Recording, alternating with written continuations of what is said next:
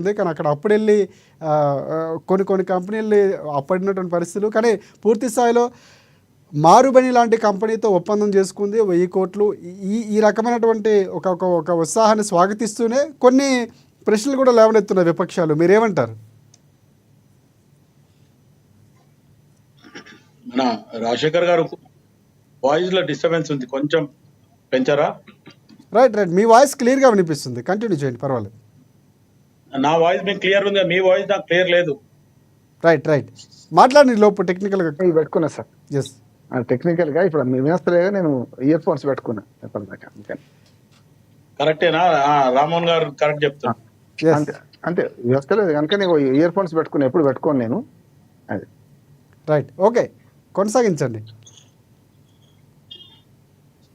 మీరు ఫస్ట్ మాట్లాడినప్పుడు మీ వాయిస్ పెద్దగా వస్తుంది, తర్వాత అసలు సబ్జెక్ట్ ఏం అర్థం అవట్లేదు రాజశేఖర్ గారు.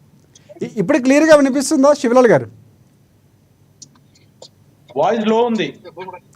లో ఉందా? ఎస్. నా ప్రశ్న వినిపిస్తుందా మీకు? నా ప్రశ్న అదే మీ ప్రశ్న వినబడతలేదు అని నేను మళ్ళీ కొంచెం వాయిస్ పెంచండి అంటున్నా.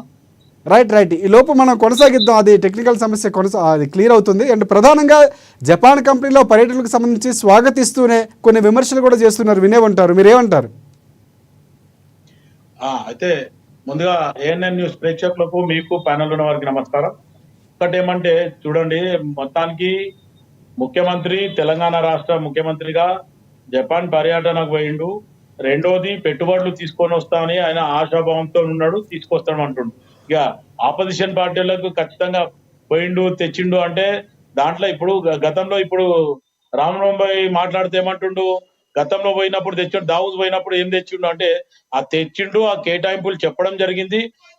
ఒక రెండు ఇండస్ట్రీస్ కి అయితే ల్యాండ్ కేటాయింపులు జరిగినాయి, భూమి పూజ కూడా జరిగింది. అది ఆల్రెడీ అందరి దగ్గర దాని ఎవిడెన్స్ కూడా ఉంది. మళ్ళీ కొత్తగా గతంలో దావుస్ పోయినప్పుడు ఏం చేసిండ్రు అనే రకంగా మాట్లాడితే ఇద్దరి మధ్యన ఒప్పందం అయింది, ఎంఓయూలు అయినాయి. దాని తర్వాత వాళ్ళు కేటాయింపుల ప్రకారం మన దగ్గర ల్యాండ్ కూడా ఇవ్వడం జరిగింది. ఇప్పుడు జపాన్ పర్యటన పోయి వచ్చినాక కూడా ఎంత చేస్తుండు, ఏం చేస్తుండు, ఆర్ ఇంకోటి ప్రజెంటేషన్ లేకుండా, పవర్ పాయింట్ ప్రజెంటేషన్ లేకుండా ఏ అబ్రాడ్ కంపెనీలు కానీ లేకపోతే వేరే వాళ్ళకి మనం ఏ రకంగా చెప్తాం? ఆల్రెడీ ట్రాన్స్లేటర్లు కూడా ఉన్నారు, ప్లస్ ముఖ్యమంత్రితో పాటు మంత్రులు ఉన్నారు, అధికారులు ఉన్నారు, ఐఏఎస్ ఐపీఎస్ ఆఫీసర్లు కూడా ఉన్నారు. కాబట్టి వాళ్ళు ఖచ్చితంగా చేరవేస్తారు.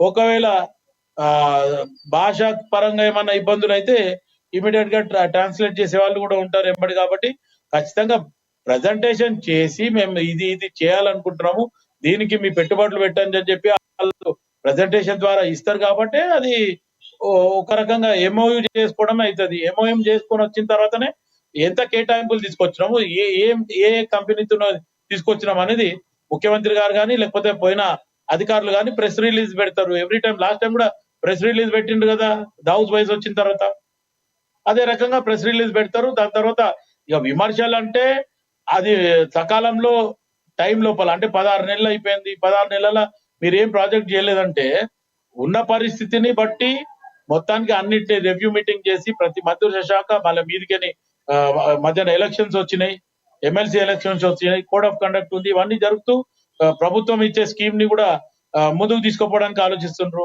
ఇప్పుడు ఆల్మోస్ట్ ఆల్ మన రామ్మోహన్ అన్నట్టు శివలాల్ గారు, మీనాక్షి నటరాజన్ గారు వచ్చినప్పుడు శివలాల్ గారు పాత ఇన్ఛార్జ్ తీసేసి వినిపిస్తుందా?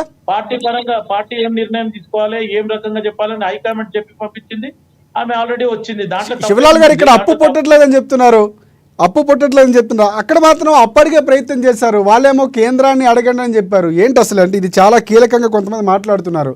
జైకా లాంటి కంపెనీతో మూసీకి కానీ లేకపోతే మెట్రో 2వ దశకు సంబంధించి కానీ లేకపోతే ప్రధానంగా రేడియోలకు సంబంధించినటువంటి కానీ ఈ 3 అంశాలకి ప్రధానంగా అప్పు కావాలని దాదాపుగా 11,693 కోట్ల రూపాయలు ఇవ్వాలని చెప్పారు. వాళ్ళేమో మీ కేంద్రాన్ని అడగనని చెప్పారు. ఎందుకు అసలు అక్కడ ప్రశ్న అడగాల్సి, అంటే ఒక రకమైనటువంటి తెలియనితనంతో కాంగ్రెస్ పార్టీ అడిగింది అన్నటువంటి ప్రశ్నలు ఉత్పన్నమవుతున్నాయి. అంటే రుణాలు అడగాల్సింది కేంద్ర ప్రభుత్వాన్ని, లేదంటే ఆర్బీఐ బ్యాంకుతో ఉన్నటువంటి సంబంధాలతో అక్కడ అడగాల్సిన అవసరం ఉంది. కానీ జపాన్ కంపెనీతో అప్పడటం అనేది కాంగ్రెస్ పార్టీ ఎందుకు ఇలా మాట్లాడింది అన్నటువంటి విమర్శలు వస్తున్నాయి.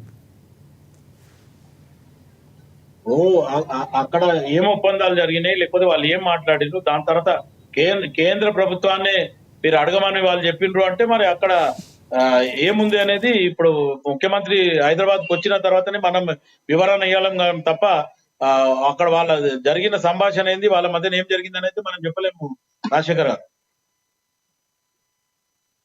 రాజశేఖర్ గారు, జైకా గురించి చెప్తాను. యాక్చువల్ గా మీరు అడిగిన ప్రశ్న లో సౌండ్ ఉంది కనుక శివలాల్ గారికి చేరడం లేదు. ఇది ఒకసారి చెప్పండి, చెప్తాను జైకా ఏంటిది అనేది. చెప్పంటారా? Right sir. ఇప్పుడు జపాన్ ఇంటర్నేషనల్ కోఆపరేటివ్ ఏజెన్సీ, ఇది జపనీస్ సంస్థ.